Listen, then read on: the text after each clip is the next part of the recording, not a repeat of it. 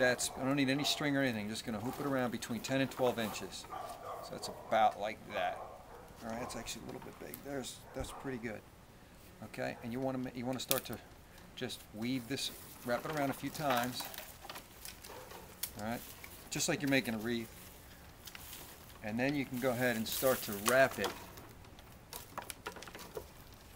around itself. Might want to wear some glasses because this thing will come around and snap you in the eye. Move them kind of fast here for you. Okay, now you see what I'm doing here is I have this artificial sinew. You can get this at a craft supply store. You can use regular string.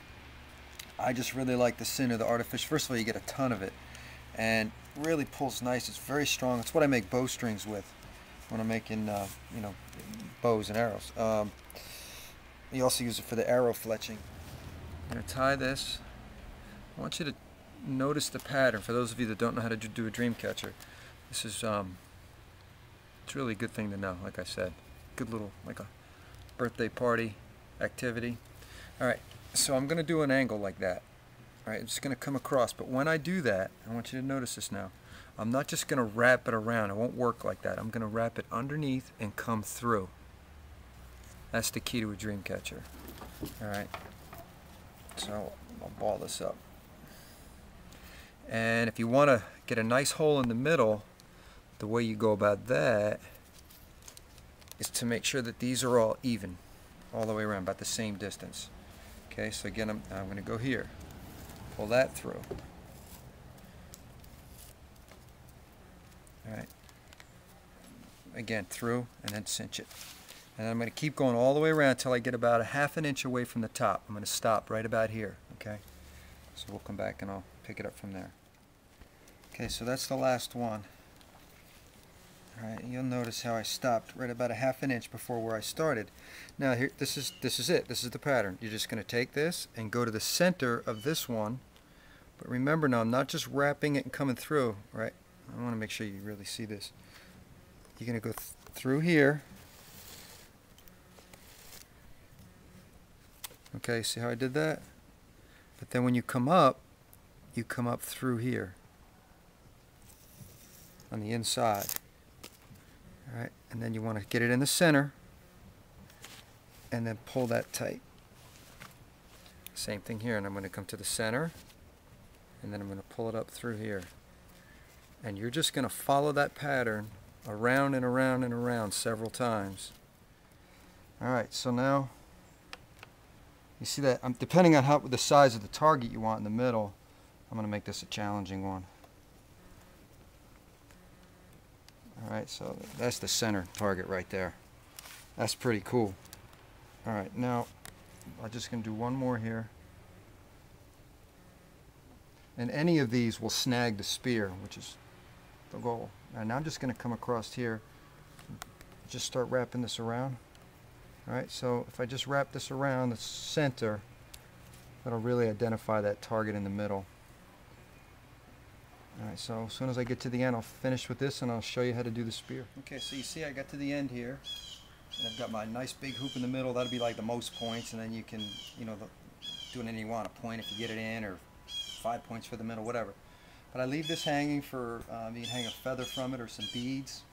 The other thing I'll show you on this one, I hung feathers around it, and believe it or not, it actually helps you to center that target from a distance, and it also looks cool. Kids always like feathers. Now, I want you to notice this. This is just a stick, a green stick. I scraped off the bark, and I tied it here with sinew. Just cinch that together, because that'll pinch. All right, and this acts as the stand. It's just two sticks, like with a Y in it. All right, so when you stand it up, you just go like that, and that becomes your target. All right, so the spears. Like I said, we're using river cane. This grows all over the country. You'll find this anywhere. So it's easy to find it. You know, they're all pretty straight. Just heat it up if you want, and you can, just over like a barbecue, and you can straighten them out if they're a little bent. If you don't want to use the river cane, just get regular doweling. I get oak doweling because it's a little heavy, which is what you want.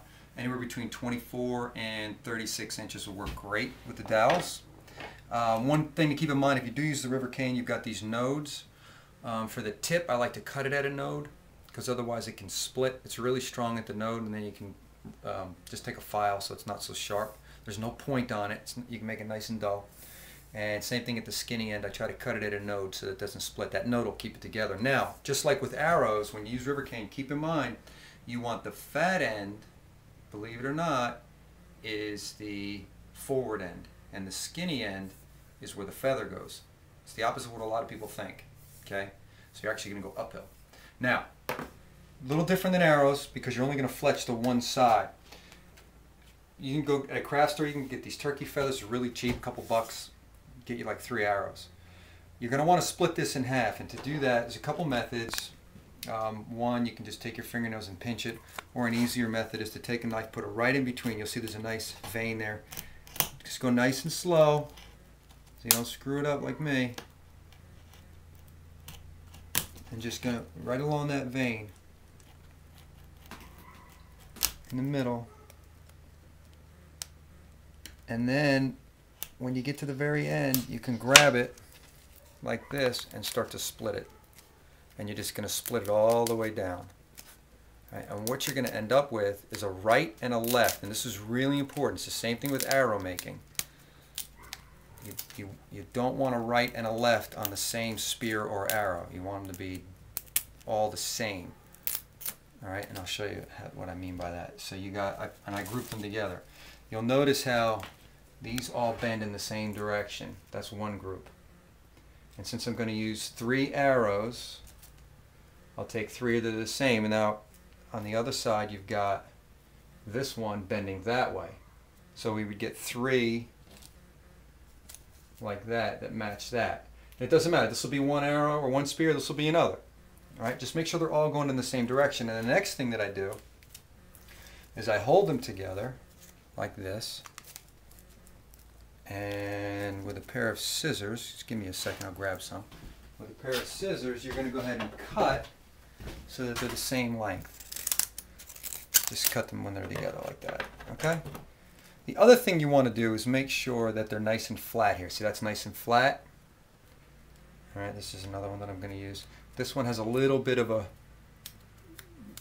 little curve to it. I want to flatten that out, so you can either take your knife and do it like this, or you can just trim it with your scissors. Just make sure it's nice and flat. All right, so there's 1, 2, and then I think I was going to use a white one, and this one's pretty good actually. All right, so now show you how to do this one. Again, the skinny end, if you're using this, you want to line this up so that your feather just comes a little bit past that tip. Now, if I was making an arrow, it would actually go below the tip, and it would be attached top and bottom. But in this case, you're going to leave that free, and it's going to go a little bit past. The reason I leave it free is because it actually slows the spear down and it makes it spin, which is what you want. I'm just using regular wood glue. You can use contact cement, it's pretty popular. You can use hide glue, something we call hide glue. You can use any kind of a poly glue, but I just like wood glue, works fine. Alright, so I'm getting ahead of myself here. So with the sinew, artificial sinew, what you do is you can split it in half. You get 2 strips out of it. And you're just going to cinch one feather down. And just leave that string a little bit long. Already got glue on this. And now I'm just going to, again, they're all going in the same direction. I'm just going to split this in thirds. So if they're spinning, you can always move them later if they're not spaced evenly. All right, just now another wrap. See how they moved? I can move it again like this. There you go. Okay, and then I'm going to take that third one. This is the one with the glue. Yep. And I'll put that right here and wrap that. And now I'm just going to go all the way around.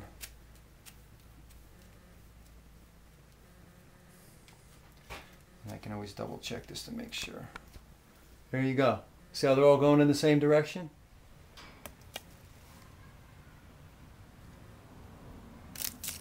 Right to the center. Yes!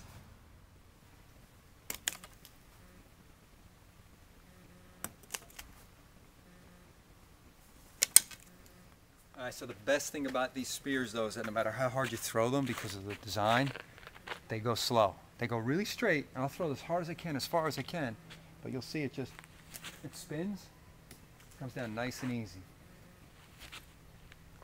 All pretty accurate too. If you get good at this, you could probably really get that target back at a far distance and try to get it in there. That's a pretty small grouping, so a lot of fun. It's addicting. Goodness. Nice. My last one was a dud. We'll be doing this all afternoon.